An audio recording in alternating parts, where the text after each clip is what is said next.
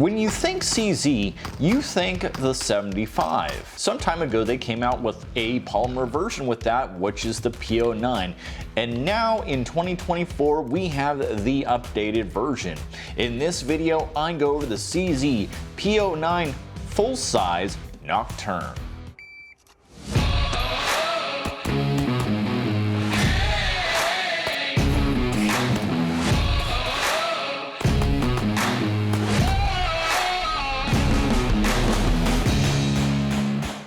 Welcome to the Gentleman Gunners. So if you haven't been on my channel, this is a shooting channel, and I typically like to leave a lot of the basic information you can find on the internet to the other 99% of the gun tubers. Now, if you're not familiar with my channel, I do shoot CZs quite a bit in competition, mainly the Shadow 2. And very recently, I decided to upgrade to the CZ Customs A01LD. Now, the issue with that is that they use P09 P10 mags, and I have plenty of 75 mags that I would prefer to use instead. So what I ended up doing is solving that problem and my curiosity with getting a P09 Nocturne. Now additionally, the other thing I don't have experience with, specifically with CZs, is the Omega firing grip, and that's going to be a pretty interesting endeavor because it's not what I expected. The P09 originally was offered in 9 and 40 from what I could see, but it currently looks like that even the full-size model is only offered in 9 at this time. You do get 3 backstraps with it, which I found to be a huge positive, especially the thought that actually went into them, and I'll go over that later on. And you get 2 19-round magazines, and these mags are fairly inexpensive, just right around the 35 range if you need to get more of these. The one thing I will point out already is that I've actually loaded them to capacity to do the 19+1, and that last round is pretty tight. So as this is breaking in, if you have something that can help assist in pushing down that 18th round in so you can squeeze in the 19th, that's something you're gonna have to pay attention to with this setup. Now, the listed MSRP price on the website is currently $549. Funny enough, when I went shopping for one of these, I really couldn't find them available anywhere, and that's pretty normal for a CZ launch, where they launch the gun, they send out a few, and then I think they sort of anticipate what demand is, and then they start to build out. Thankfully, I did come across one vendor online that was selling this for $529, and that's what I picked it up for, so under MSRP. But now let's get a little closer look at the P09. Now, I do have a quick message for my YouTube manual reviewer. This gun is in its factory configuration. I have not modified it, nor has it been modified, and you're gonna get a fun education, so hang on. Now, as you can see, it's a fairly straightforward design, but there are just a handful of subtle touches that keep it from being, let's just say, the average $500 duty gun. For example, we do have these nice serrations up top here, and while the cuts aren't very deep, there is this nice contouring for your hand to naturally land on and push back. Now, one thing I want to point out specifically that I like about this serration setup is that on the traditional 75s, such as even the Shadow 2, my biggest complaint is with this design here, your hand actually starts to rub against the frame here, making it somewhat inhibitive when you rack it back. So that is something that they have really thought out well with specifically the P09. Now, I did have an opportunity to run this in a local match, and I love doing that because that does test the practicality of the gun under some level of stress. And one stage included a unloaded start, and it was easy for me to just get right to work and rack it. Now, one thing I did notice at the match that I thought was pretty interesting is this loaded chamber indicator here on the extractor. You have to look very close, but you know, if you're looking at it straightforward, you can see it. But one thing I want to point out is how effective that is. So I have a mag here with a dummy round, as you see, so I'm going to load it. Okay, just rack it back here. Okay, you really can't tell much because it just has a subtle pop-up to it. And I don't know about you guys, but you would really have to go out of your way to feel that, and it's not like it jumps out at you. So while yes, you can run your thumb across it, the quick visual inspection of it probably could use some improvement. You have this nice texturing here to kind of give yourself an index point for your support hand, and that is ambi friendly here, as you can see.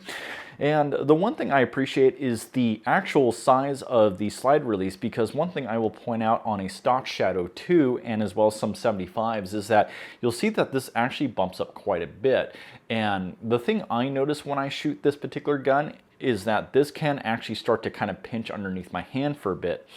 Now, when I ran this gun, I actually didn't notice that, and I felt that my hands fit right. Now, I briefly want to point out the Decocker and its ergos because, number one, you can switch those out, and that is the thing I appreciate about the Omega series, is that being easy to do and having that option. And secondly, that it's placed a little bit more forward, so you don't by chance, when you hit it and it's firing, hit it down by accident, because I will show you on my 97B, which is the Decocker model, there are times when I'm shooting this thing and where you see my thumb is on here in my grip, sometimes in recoil, my hand will actually do this, and it will actually decock it to quarter cock there. And so that is something I really appreciate about this design. Now, moving to the grip here, there is a handful of texturing all the way around from the backstrap, the front, and all the way up the sides. I actually shot one stage, strong hand only, and this is where this little texture makes a huge difference, because let's say you get in a situation where that is prevalent, it's nice to index against this little indentation and that grip and just confidently pull rounds back. Now, the other thing is it comes with 3 back straps. It came out of the box with the small back strap, which is reminiscent of the 1911, not quite the angle, but if you have smaller hands, that will help you out. Now, the medium back strap is closer to the traditional 75 angle, where you have this little protrusion here to help you get your hand in the grip tang. Now, particularly in what I have on here is the large back strap.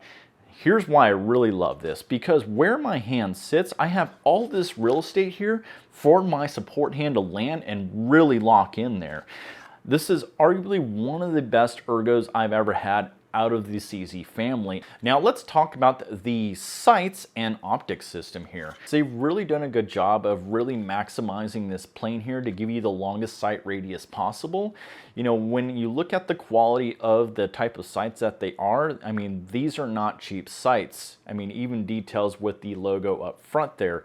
Now, the one thing I will point out though is the dots that they use for this. Now, on their website, it says it's luminescent, and at first, when you see them, they are this light green. Well, the thing I will point out about that is they do not glow in the dark, so they aren't night sights. And secondly, while the quality I would say is an improvement from most guns in this category, the practicality of it sucks. When I shot this at a night match, I had a hard time just tracking my sights, and a lot of times I had to rely on my index. And for those of you that already have probably trouble seeing, you're not going to like these sights. I will say that'd probably be the first thing I would change if you decide you want to stick with irons. Now, the good news is, and especially in 2024, is that red dots are fairly common. And when I go to do the actual evaluation on the controlled setup, I'm actually going to mount a Romeo X on here because this does have the RMS cut for that.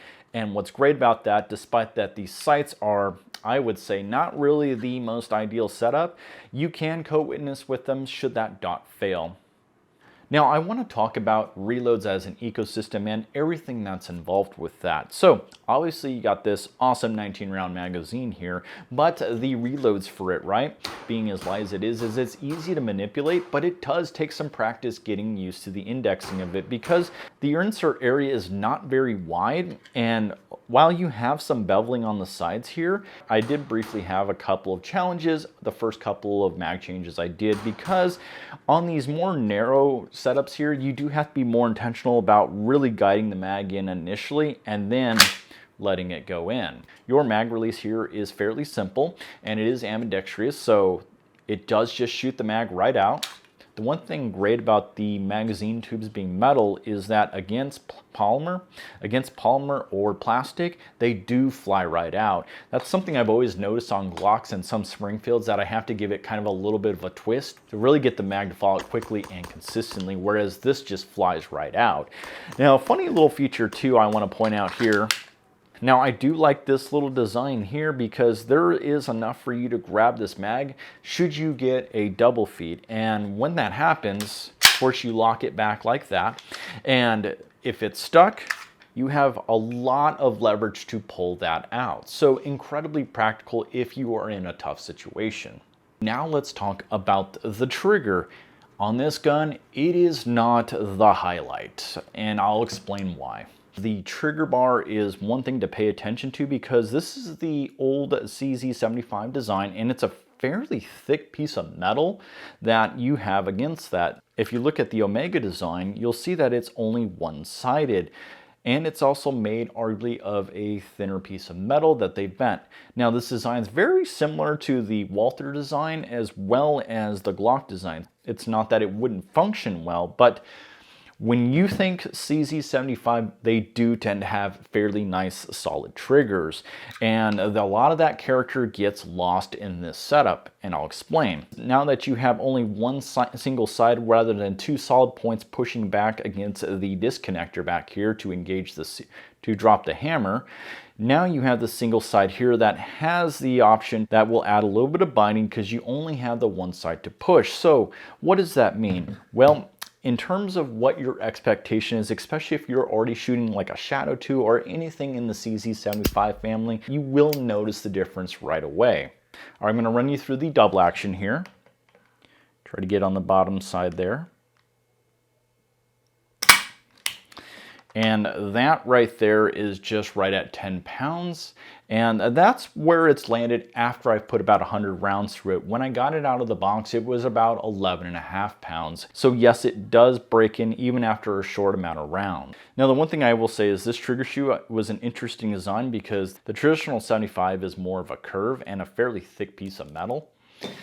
And this is a little bit thinner and flatter. Now, at first, I kind of was like, okay, what is the intent of that design? Because when this thing breaks, it's past 90 degrees. And so when you look at it this way, it's like, oh, that does not really appeal. Now, here's where it matters.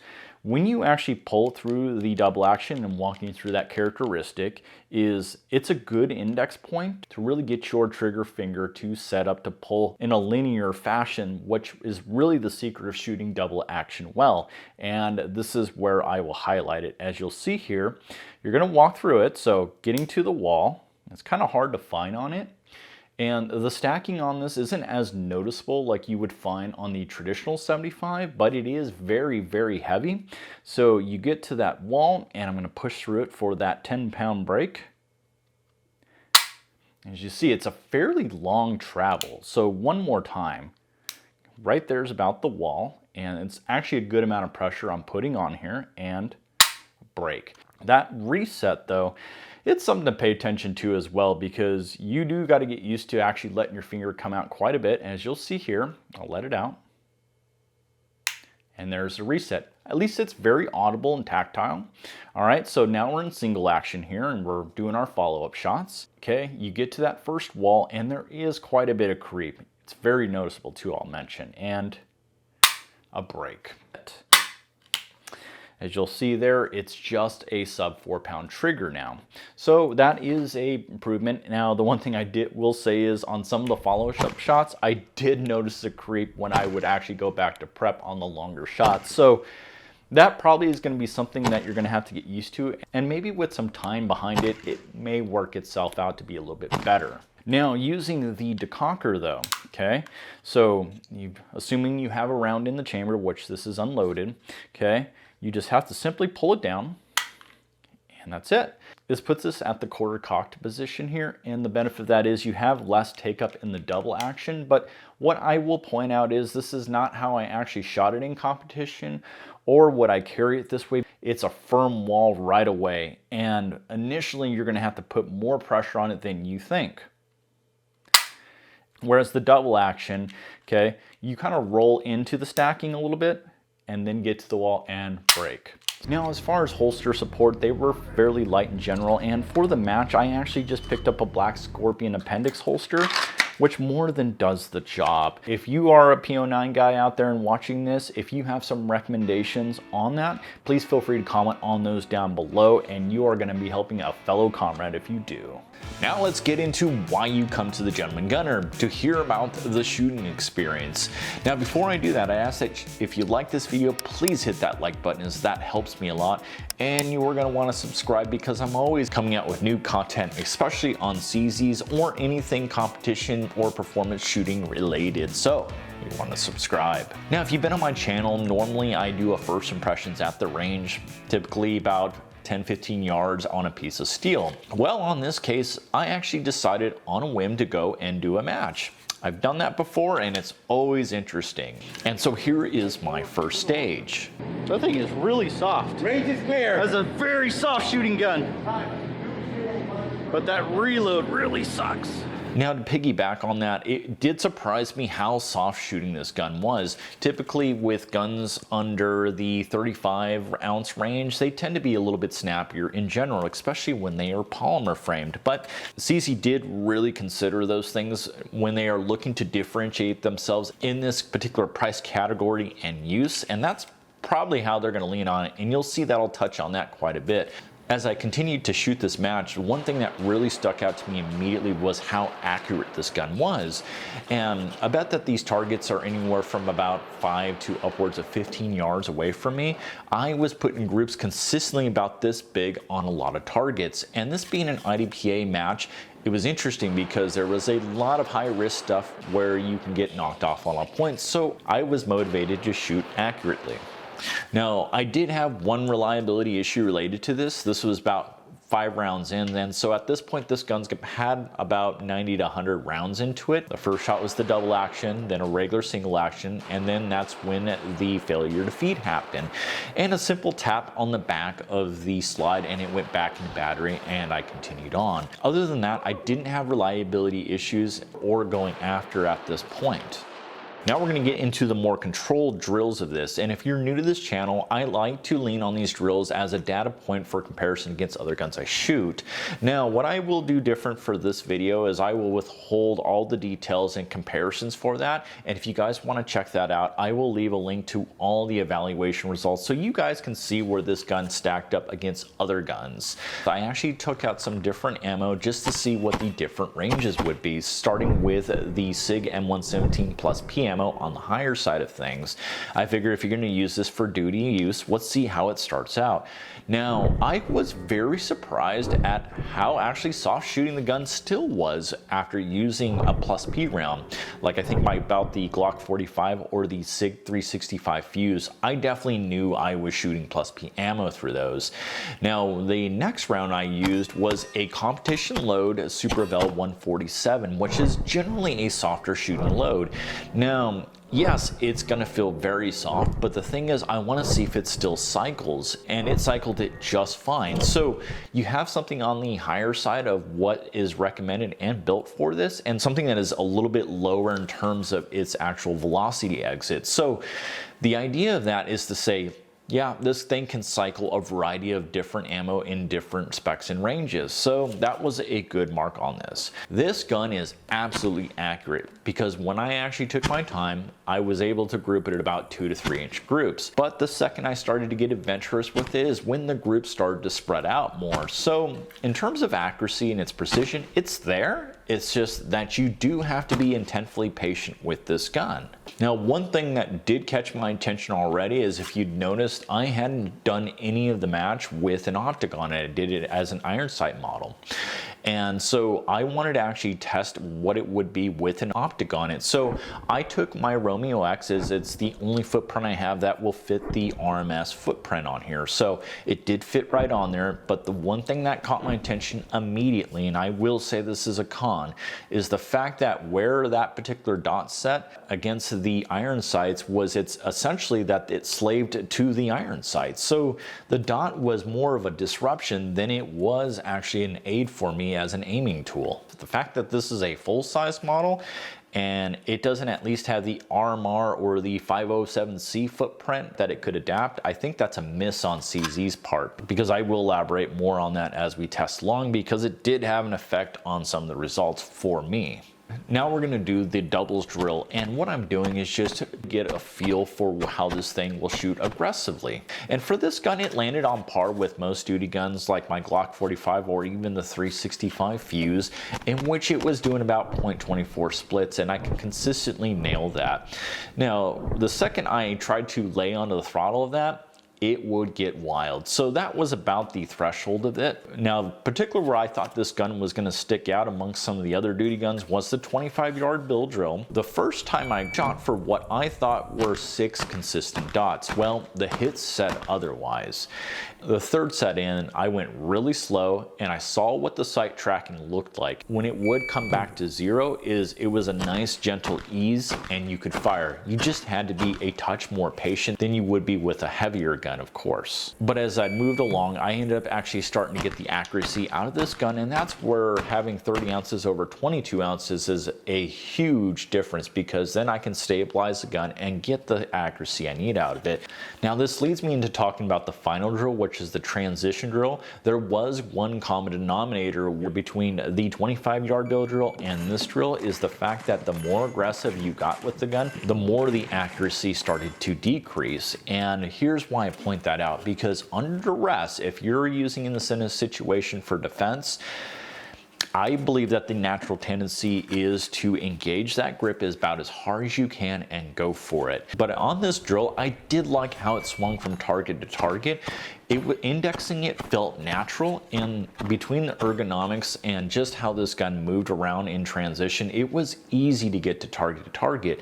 Now my eyes were still in fact fighting a red dot and this iron sight setup. So for you guys that like to slave the dot to the iron sights, I think you're weird, but if you're gonna do that, at least have a bigger window so you at least can differentiate between the two, which with a shorter window like the Romeo X made it difficult on this drill. As a result, in terms of the actual hit factor, was lower than a lot of the other guns I've tested on this channel, but I don't think I would say that's the final determining factor of why you should or shouldn't, because the performance is there. I just think going with this footprint on this size of gun, you're really missing out on that. And that is the CZ P09 full-size Nocturne. Guys, if you like CZ stuff, I have a playlist with a whole bunch of CZ stuff that I'll put right here for you. And I went on a journey with the Shadow 2 Compact, taking it from off the shelf to the perfect competition pistol, and I made an ultimate guide playlist right here. Now, until then guys, we will see you all at the range.